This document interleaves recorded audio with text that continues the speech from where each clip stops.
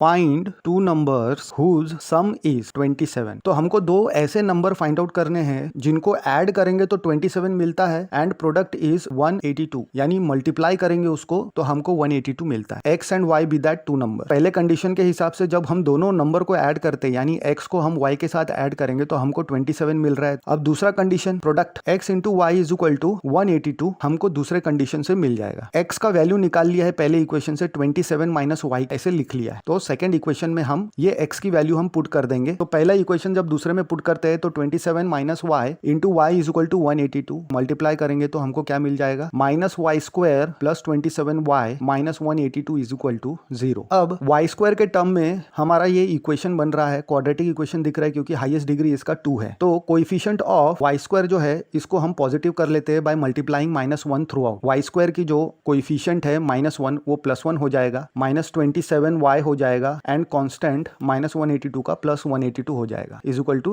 0। तो अब ये क्वाड्रेटिक इक्वेशन को सॉल्व करेंगे और y की वैल्यूज निकालेंगे जो ज्यादा से ज्यादा 2 आ सकती है, 1 आ सकती है या 1 भी नहीं आ सकती। तो इसको पहले हम कंपेयर करेंगे with the standard form of quadratic equation that is ax square plus bx plus c is equal to 0। a is equal to 1 मिल गया, b इज इक्वल टू -27 मिल गया and c is equal to 182 मिल गया। अब हम a into c का ऐसा ग्रुप करेंगे फैक्टर्स का जिससे दो नंबर प्रोडक्ट में मिलेंगे और वो दो ही नंबर का ऐड करेंगे तो हमको -27 यानी b आना चाहिए। तो a into c is equal to 2 into 7 into 13। अब 2 इंटू 7 इंटू 13 को हम दो ग्रुप में कर लिए, 2 इंटू 7 एक जगह ला लिए और 13 एक जगह ला लिए, लेकिन हमको माइनस में आंसर चाहिए क्योंकि b का आंसर क्या है, माइनस में है प्लस करने पे। तो ये तो 14 पॉजिटिव है और 13 भी पॉजिटिव है। तो 1 को हम कैसे लिख सकते हैं, -1 इंटू -1 क्योंकि -1 इंटू -1 1 ही होता है। -14 इंटू -13 हमको ये दो नंबर मिल गए, -14 एंड -13। जब दोनों को ऐड करेंगे तो -27 हमारा b मिल जाएगा। मिडल टर्म को जो हम स्प्लिट करेंगे -14 y एंड -13 y रहेगा। तो हम लिख लेते हैं y square minus 14y minus 13y plus 182 is equal to 0। पहले दो टर्म में से हम y कॉमन निकालते हैं तो हमको y माइनस 14 मिलता है और आखिरी के दो टर्म में से हम जब माइनस कॉमन निकालते हैं तो ब्रैकेट में माइनस बचता है और 13 कॉमन निकालते हैं तो y माइनस 14 बचता है। तो y माइनस 14 जब कॉमन निकालते हैं, दोनों ब्रैकेट हमको दिख रहे हैं, तो हमको y माइनस 13 मिलेगा। तो y minus 14 is equal to 0 लेंगे and y minus 13 is equal to 0 लेंगे तो हमको y की वैल्यू 14 मिल जाएगी एंड y की वैल्यू 13 मिल जाएगी। यानी हमको दो वैल्यू मिल गई y की, कि इसको जब हम पुट करेंगे p ऑफ y